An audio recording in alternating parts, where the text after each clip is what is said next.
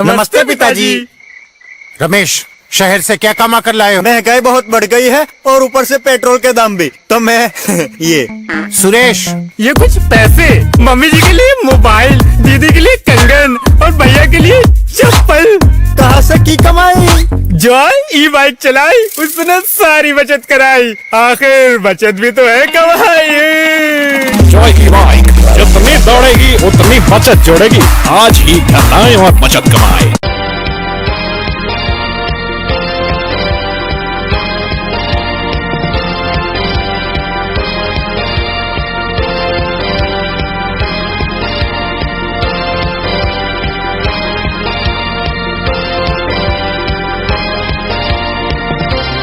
नमस्कार, मैं हूं संजय सरवरिया और आप देख रहे हैं लकी डीसी न्यूज। खबरों की शुरुआत करने से पहले एक नजर डालते हैं दिन भर की खास खबरों पर।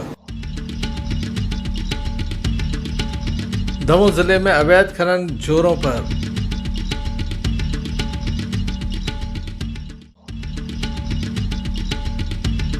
लव जिहाद पर बवाल, पुलिस में मामला दर्ज, आरोपी गिरफ्तार।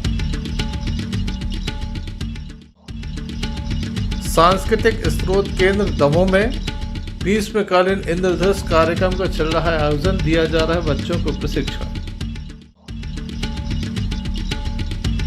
जल निगम के कर्मचारी परेशान, शोषण का लगाया आरोप। ये थी दिन भर की कुछ खास खबरें। खबरों का क्रम विस्तार से। खबरों में सबसे पहले हम बात करेंगे जल निगम की। दमोह जिले में 184 ऑपरेटर इसका काम करते हैं, लेकिन ऑपरेटरों को ना तो भुगतान समय पर होता है, ना ही उन्हें किसी प्रकार की सुरक्षा मिल पाती है। ऐसे में लगातार उनका शोषण हो रहा है। सरपंचों के द्वारा उन्हें जबरन दबाव दिया जाता है। समय पर पानी उपलब्ध कराने के लिए उन्हें रखा जाता है, लेकिन जिस तरह से अधिकारी दिशा निर्देश देते हैं और उसके बाद सरपंच उन पर दबाव बनाते हैं, उसी बीच दोनों पार्टों के बीच ये पिस रहे हैं। इनकी सुनने वाला कोई नहीं। एक ऑपरेटर के साथ मारपीट भी हो गई, उसका सिर फूट गया है, लेकिन कोई ठोस कार्रवाई नहीं हुई। आज ये तमाम लोग दमोह पहुंचे, इनके द्वारा एक शिकायत पत्र सौंपा गया। नाम है आपका, कहाँ से आए हैं आप लोग? मैं भगवान सिंह ग्राम सोहेला से टंकी operator.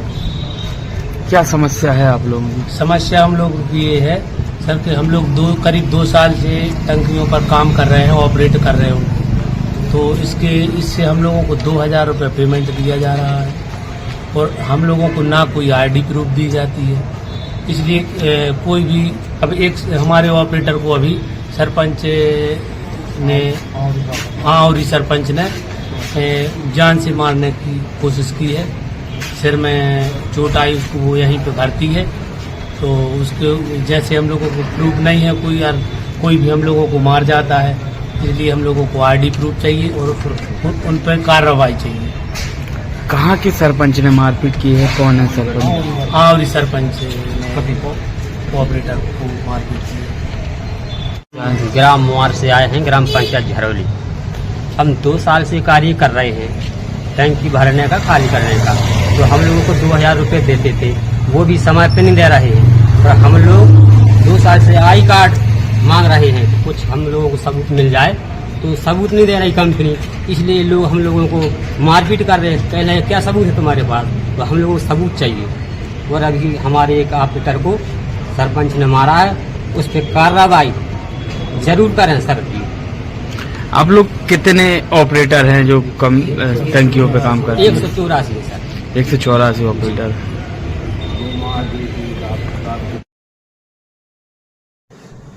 Sanjay Sarwaria, lucky DC news Damoh जिले में अवैध उत्खनन जोरों पर है।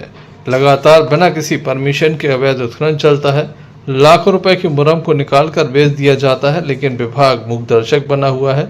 वहीं दूसरी ओर यह भी देखा जा रहा है कि लोग शासन प्रशासन को लगातार चूना लगा रहे हैं।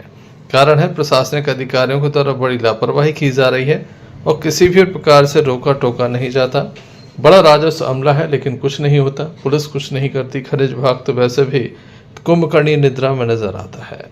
आप देख सकते हैं लगातार अवैध खनन जोरों पर है, कोई रोकने टोकने वाला नहीं है। दमोह कलेक्टर से जब संबंध हमने चर्चा की तो उनके द्वारा क्या कहा गया, ये भी आपको सुना देते हैं। बातें सामने आ रही, पूरी जगह अलग अलग स्थानों पे अवैध करके गए तो लॉस्टिंग करके अवैध उत्खनन किया जा रहा है, ये कैसे मानेंगे? देखिए, मेरे सामने जो भी अवैध उत्खनन की शिकायत आती है, हम तत्काल अपनी टीम भेजते हैं, अधिकारियों को भेजते हैं और ऐसी अवैध उत्खनन के खिलाफ जुर्माना और करने की जब्ती की दंडात्मक कार्यवाही हम लोग तत्काल करते हैं। तो मैं फिर अनुरोध करना चाहूंगा आप लोगों के पास भी, यदि दमोह हेल्पलाइन पर यदि कोई केस आप दे सकते हैं इस तरह का, हम बिल्कुल गोपनीय रखेंगे नाम, और जहां से भी शिकायत आएगी हम बहुत सख्ती के साथ कार्रवाई करेंगे। दमोह शहर में जगह जगह रेत के ढेर लगे हुए हैं, डंप करके बेचा जा रहा है, कोई कार्रवाई नहीं करते हैं स्टॉप पे। मुझे याद है कि थोड़े समय पहले मैंने विवेकानंद कॉलोनी से सभी को वहां से हटवाया था। अब उसके बाद की स्थिति अभी मुझे पता नहीं, मुझे एक बार चेक करना पड़ेगा, क्योंकि उस समय हमने सारे रेत के जितने व्यापारी हैं सबको बता दिया गया था कि सबको हटना है, उनकी रेत हटा दी गई थी। अब मैं एक बार इसको चेक करा लेता हूँ कि क्या स्थिति है वहां। संजय सरवरिया, लखी DCN न्यूज, दमोह। दमोह जिला प्रशासन के द्वारा दमोह के दीवानजी की तलैया जन सहयोग से साफ कराई जा रही है। यहाँ पर फोकलैन, डंपर एवं ट्रैक्टर लगे नजर आते हैं। दिन रात यहाँ पर खुदाई का काम चल रहा है। खास बात यह है कि नीचे की मुरम को खोद कर बेचा भी जा रहा है। शासन प्रशासन को चूना भी लगाया जा रहा है। ये भी बताया जा रहा है कि काफ़ी उच्च स्तरीय रेट रखे गए हैं। ट्रैक्टर ट्रॉली से भी लगातार इसी तरह के काम चल रहे हैं। दमोह कलेक्टर कहते हैं कि जिन लोगों को ज़रूरत है वह निःशुल्क यहाँ से आकर मिट्टी ले जा सकते हैं। वहीं मुरम के लिए उन्हें पैसा पे करना होगा। आप देख सकते हैं यहाँ पर स्थानीय लोगों के द्वारा जो ओवरफ्लो बनाए गए हैं वो सीधा पानी इसी तालाब तक पहुँच रहा है। ऐसे में परेशानियों का सामना भी करना पड़ रहा है। शहर की सड़कों पर भी मिट्टी ही मिट्टी नज़र आ रही है। हालांकि लगातार खुदाई का काम चल रहा है और ये काम जो है निरंतर जारी रहेगा। इस संबंध में दमोह कलेक्टर से हमने चर्चा की तो उन्होंने क्या कहा, आइए आपको सुनाते हैं। अब क्योंकि बारिश आने वाली है तो हम लोग दीवान जी की तलैया का काम बड़ा तेजी से चला रहे हैं और हमारा टारगेट है कि दीवान जी की तलैया को हम पूरी तरह से साफ कर दें। और इसमें मैंने एक आह्वान मैं सबसे करना चाहता हूं कि यदि मान लीजिए वहां की मिट्टी बहुत उर्वरक क्षमता वाली है, उपजाऊ मिट्टी है वहां की, तो उस मिट्टी को ले जाना यदि कोई चाहते हैं, हमारे ग्रामीण जन चाहते हैं, शहर के लोग चाहते हैं, या अपने गार्डन में उपयोग करना चाहते हैं, अपने खेत में उपयोग करना चाहते हैं, तो आप अपने साधन ट्रैक्टर ट्रॉली लेकर के आ सकते हैं और आप उसको निकाल करके बिल्कुल ले जा सकते हैं। उसमें निःशुल्क है वो व्यवस्था। लेकिन यदि मान लीजिए वहां से आपको मुरम चाहिए तो मुरम चाहने के लिए फिर आपको उसकी रॉयल्टी पे करना पड़ेगी। आप यदि रॉयल्टी पे कर सकते हैं तो रॉयल्टी पे करके आप नियमानुसार वहां से मुरम भी ले सकते हैं। इससे दोनों फायदे हो जाएंगे कि हमारा तालाब भी साफ हो जाएगा और आपके खेत और खलिहान और आपके गार्डन्स को भी बहुत फायदा, आपकी नर्सरीज को भी बहुत फायदा मिल जाएगा। तो मेरा आह्वान है कि सभी लोग इसका लाभ उठा सकते हैं। इसी प्रकार हम बेला ताल को भी लगातार हमारे रेडार में रहता है वो, और हम उसको लगातार साफ कराते हैं। तो अभी जो थोड़ी बहुत गंदगी बेला ताल में आ गई थी, अभी वो जन सहयोग से उसकी सफाई चल रही है। थोड़े ही दिनों में वो बिल्कुल क्लीन हो जाएगा। और इसके जैसे ही ये क्लीन होता है, हम अगला पॉइंट ले रहे हैं फिल्टर प्लांट वाला। फिल्टर प्लांट की सफाई भी अगले 6-7 दिन में शुरू हो जाएगी। और फिल्टर प्लांट की सफाई के साथ अच्छी बात यह है, फिल्टर प्लांट वाले तालाब की सफाई के साथ अच्छी बात यह है कि बारिश से उसका कोई लेना देना नहीं। बारिश के समय में भी हम उसको अच्छे से हम कर सकते हैं। तो इसको हम लेंगे और इसके साथ ही फिर हमारा अगला नंबर फुटेरा तालाब का है। और कोशिश हम ये कर रहे हैं कि हमारा जब ये आखिरी कार्यक्रम होगा, हम लोगों ने 1 साल से पिछले हम सफाई अभियान चला रहे हैं। 8 जून को इसका 50वां और आखिरी कार्यक्रम हो रहा है। तो इस कार्यक्रम में हम कोशिश करेंगे, यदि लोगों की सहमति बन जाती है, तो ये जो मुकेश नायक वाला जो तालाब है, पाठक कॉलोनी वाला, उसको हम लेने का प्रयास करेंगे। तो कुल मिलाकर के इस प्रकार से ये सारे तालाबों को हम रिजनरेट करने के लिए हम कदम बढ़ा रहे हैं जनता के सहयोग से, और आप सबका इसमें सक्रिय सहयोग हमको अपेक्षित है।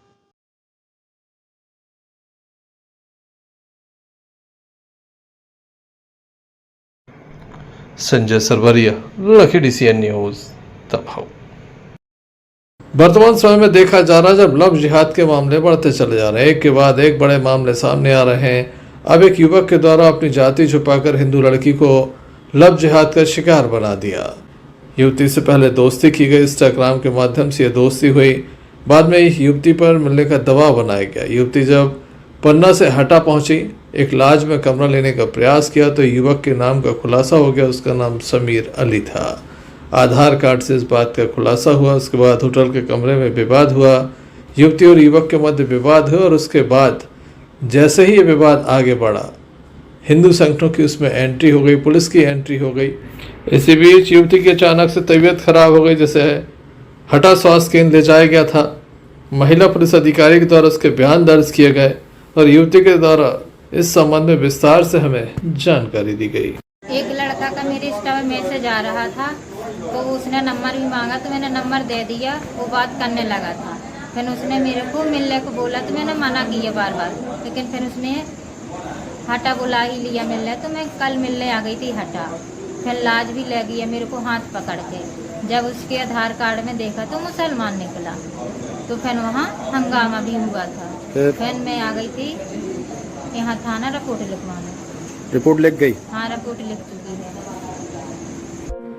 हिंदू संगठनों के द्वारा जमकर बवाल किया गया, क्योंकि इस तरह के मामले लगातार बढ़ते चले जा रहे हैं। एक के बाद एक लव जिहाद के मामले सामने आ रहे हैं। इस संबंध में विश्व हिंदू परिषद के हटा नगर अध्यक्ष के द्वारा बताया प्राप्त गया। हुई थी हिंदू संगठन के हम लोगों को कि एक लड़का और एक लड़की हटा स्थित अग्रवाल लॉज में गए हुए हैं। तो वहाँ पर हम लोगों ने पुलिस को सूचना दी। पुलिस के साथ हम लोग हिंदू संगठन के लोग वहाँ जाकर देखा, तो वहाँ पता किया तो वो लड़का मुस्लिम था और लड़की हिंदू थी, जो उसके साथ ज़बरदस्ती कर रहा था।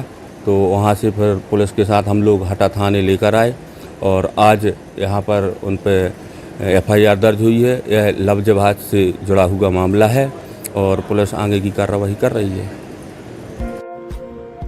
समीर अली के द्वारा जहां लड़की से छेड़छाड़ की गई, तो वहीं लगातार वह अनैतिक कार्यों के लिए दबाव बना रहा था। इसी बीच युवती के द्वारा जमकर हंगामा किया गया और संगठनों के द्वारा पुलिस तक ये बात पहुंचाई गई। पुलिस की एंट्री होने के बाद मामला दर्ज कर लिया गया है, आरोपी को गिरफ्तार किया गया है। क्या पूरा मामला है? पन्ना निवासी महिला द्वारा थाना हटाकर एक लिखित शिकायत आवेदन प्रस्तुत किया गया है, जिसमें उसके द्वारा उल्लेख किया गया कि एक लड़के से इंस्टाग्राम पर दोस्ती हुई थी, बाद में मोबाइल के माध्यम से बात होने लगी, जो कल दिनांक 26 मई को लड़के द्वारा हटा में मिलने के लिए बुलाया गया था महिला को। जब वो यहाँ पे आई तो लड़के द्वारा उसका बुरी नीयत से हाथ पकड़ा गया। ये किस स्थान से पकड़े गए? अग्रवाल लॉज। और हिंदू संगठनों द्वारा भी इसका विरोध किया गया था। हाँ, इसकी सूचना दी गई थी पुलिस को, है ना, जो पुलिस द्वारा मौके पर पहुंचकर कार्रवाई की गई है। आरोपी का क्या नाम है, क्या क्या धारा लगाई गई? आरोपी का नाम समीर अली है, निवासी शाहपुर सागर का है। इसमें BNS की धारा 74, 75, 351(2) एवं मध्य प्रदेश धार्मिक स्वतंत्रता अधिनियम 2021 की धारा 3 एवं 5 में अपराध पंजीबद्ध किया गया है। सोशल मीडिया की दोस्ती ने फिर एक युवती को लव जिहाद का शिकार बना दिया। युवती के द्वारा मामला दर्ज करा दिया गया है, आरोपी को गिरफ्तार कर लिया गया है। Sanjay Sarwaria, lucky DCN news. Madhya Pradesh के दमोह में इंद्रधनुष 2025 ग्रीष्मकालीन शिविर का आयोजन किया गया। 21 से 30 मई तक इसका आयोजन किया जा रहा है। ग्रीष्मकालीन शिविर में शास्त्रीय नृत्य आकृति साहू, नाट्य कला राजीव अयाची, रचनात्मक लेखन श्री नरेंद्र दवे, भारतीय भाषाओं के गीत योगिता पटेल एवं पारंपरिक हस्तकलाएं कामनी सोलंकी जैसे 5 विधाओं में प्रशिक्षण दिया जा रहा है। इस ग्रीष्मकालीन शिविर में 7 वर्ष से 16 वर्ष की आयु के 42 बच्चों को पंजीकृत किया गया है। सुबह 8 बजे से 12 बजे तक ये कार्यक्रम आयोजित होता है। डॉक्टर संदीप शर्मा उप निदेशक के निर्देशन में शंकर लिंगम गणेश उप निर्देश प्रशासन एवं प्रभारी दमों के साथ सहायक त्रिपाल सिंह के द्वारा सफल संचालन किया जा रहा है। कार्यक्रम को समापन 30 मई को किया जाएगा। इसमें सभी प्रशिक्षण लेने वाले विद्यार्थियों को प्रमाण पत्र वितरित किए जाएंगे। आइए हम आपको दिखाते हैं किस तरह से यह पूरा कार्यक्रम आयोजित किया जा रहा है।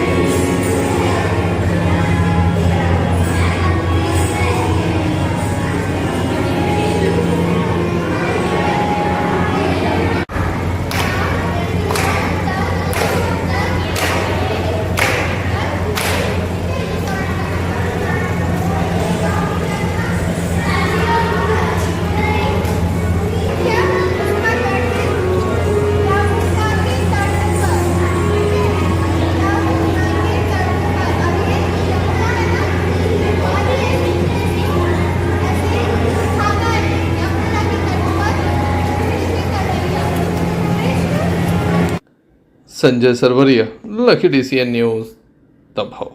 दमोह जिले के बटियागढ़ थाना अंतर्गत एक युवक की हत्या कर दी गई थी। इस मामले को लेकर पुलिस के द्वारा हत्या का मामला दर्ज किया था, 2 आरोपी भी गिरफ्तार किए थे। वहीं शव को पोस्टमार्टम कराकर सब परिजनों को जब सौंपा गया तो परिजनों के द्वारा चकाजाम लगा दिया गया। दमोह छतरपुर स्टेट हाईवे लगभग 1 घंटे तक जाम रहा। परिजनों के द्वारा स्थानीय लोगों के द्वारा कड़ी कार्रवाई की मांग की गई। इसके चलते ये चकाजाम लगा रहा। पुलिस भी मौके पर पहुंची। परिजनों के आरोप थे कि कुछ लोगों को पुलिस के द्वारा बचाया जा रहा है। इसके बाद ये चकाजाम हुआ। हम आपको बता दें कि बटियागढ़ थाना इस समय लगातार मीडिया की सुर्खियों में है। क्षेत्र में कई बड़े कार्य चल रहे हैं। वही जुआ, सट्टा एवं शराब का विक्रय जोरों पर चल रहा है। स्थानीय लोगों के द्वारा इस घटना का विरोध किया गया है। आप देख सकते हैं चक्का-जाम लगाया गया है। दमोह छतरपुर स्टेट हाईवे को जाम किया गया है। संजय सरवरिया, लखी DCN न्यूज दमोह।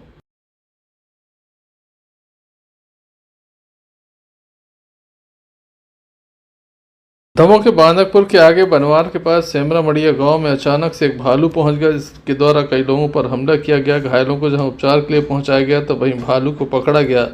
बाद में इसे जंगल में जाकर छोड़ा गया। वन विभाग के द्वारा एक वीडियो उपलब्ध कराया गया जिसमें रेस्क्यू ऑपरेशन दिखाया गया है। संजय सरवरिया, लखी DCN न्यूज दमोह।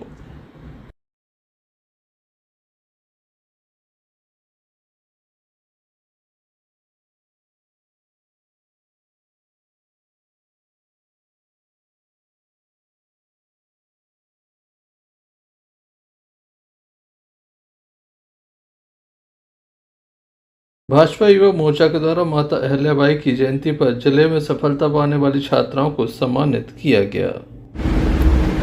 लोक माता देवी अहल्याबाई की 300वीं जयंती के मौके पर भारतीय जनता पार्टी जिले भर में कार्यक्रम आयोजित कर महिलाओं को सम्मानित कर रही है।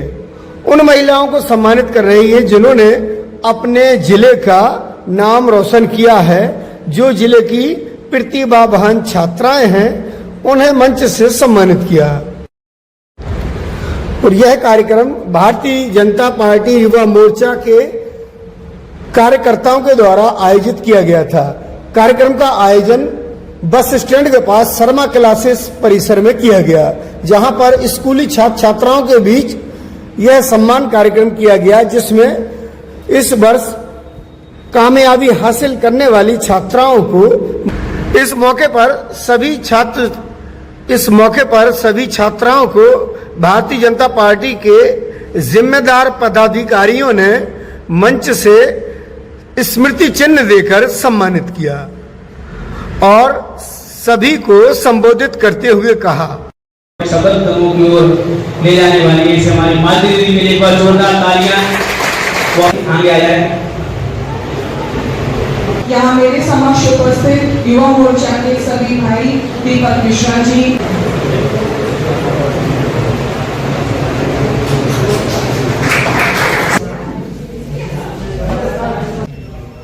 और कर्नल सोफिया कुरैशी, ऐसे हमारे बीच हमारी बहन साइस्ता कहाँ एक बार हो रहा था।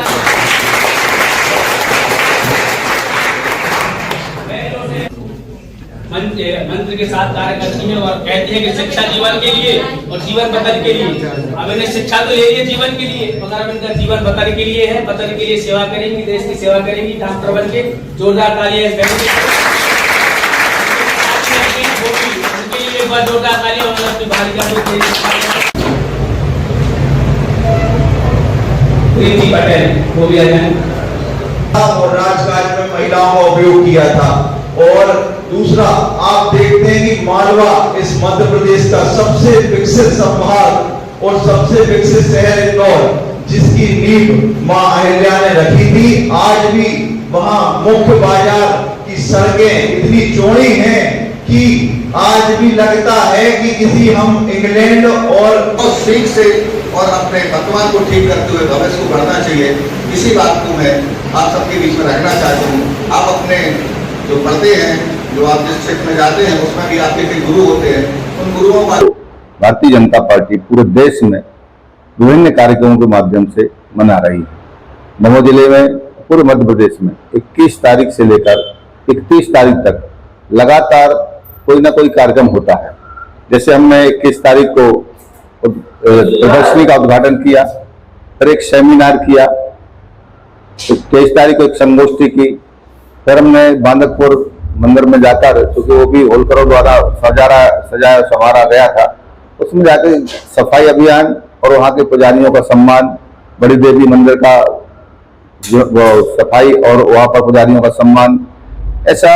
और बच्चों के बीच में एक निबंध प्रतियोगिता, एक कल कार्यालय में बच्चों द्वारा पूरे जिले में रंगोली कार्यक्रम। छतरपुर बटागढ़ मार्ग पर नियमित ट्रैफिक के बाद बीती रात 12 बजे बड़ा सड़क हादसा हुआ। ट्रक और ट्राला की आमने सामने भिड़ंत हो गई, जिसकी चपेट में एक ट्रैक्टर भी आ गया।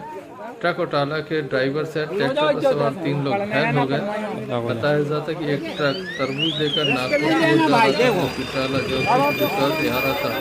नियमित किराए पर दोनों की जोरदार भिड़ंत हो गई, जिसमें बगल से गुजर रहे ट्रैक्टर असंतुलित होकर पलट गया। ट्रैक्टर बक्सवा से चना लेकर दमोह जा रहा था। घायलों को बटागढ़ स्वास्थ्य केंद्र लाया गया था, जहां पर उनका उपचार किया गया। लगातार पिछले 1 सप्ताह से यहां पर वाहन दुर्घटनाएं हो रही हैं। 5वीं वाहन दुर्घटना है। प्रशासन के द्वारा इन घटनाओं को गंभीरता से नहीं लिया जा रहा, न इन्हें रोकने के प्रयास किए जा रहे हैं।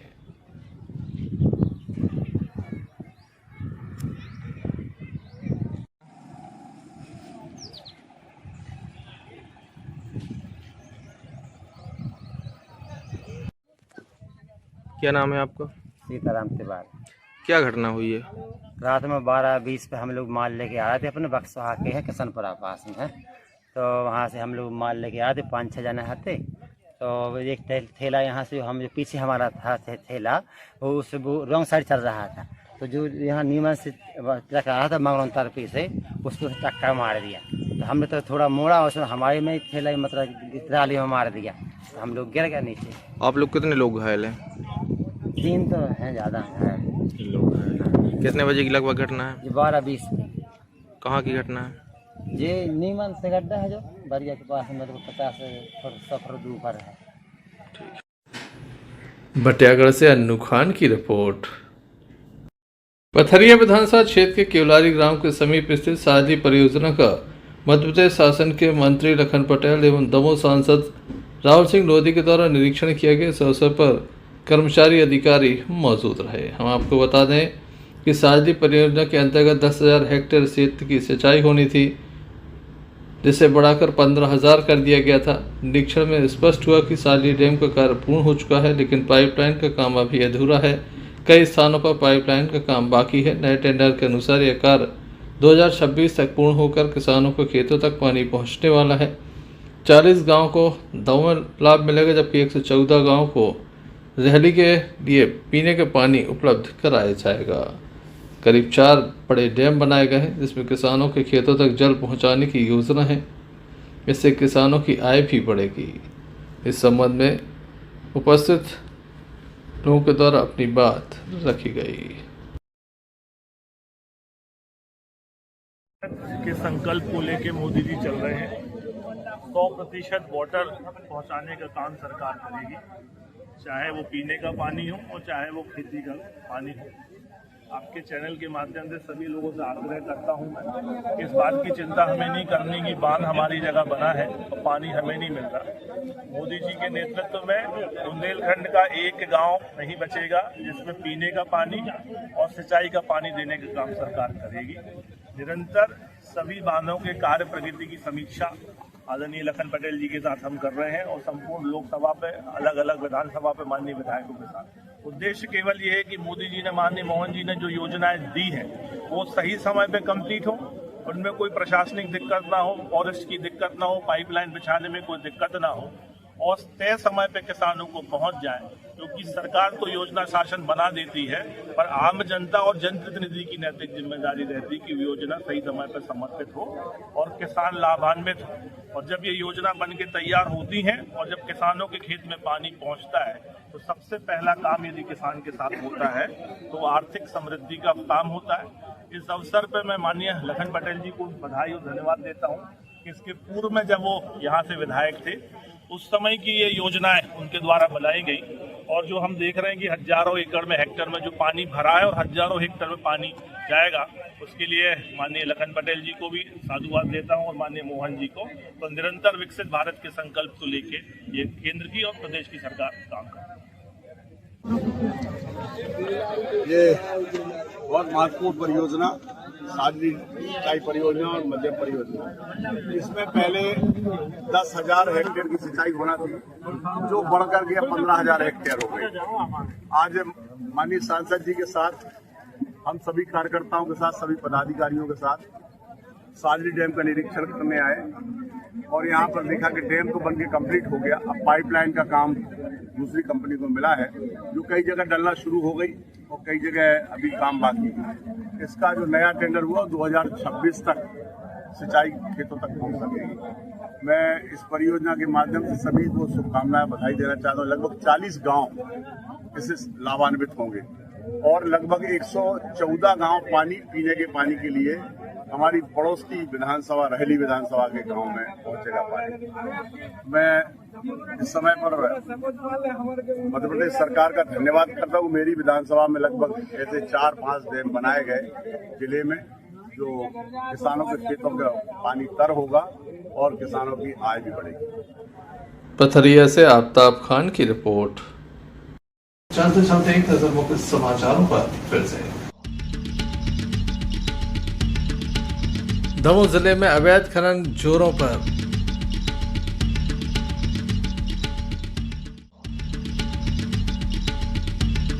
लव जिहाद पर बवाल, पुलिस में मामला दर्ज, आरोपी गिरफ्तार।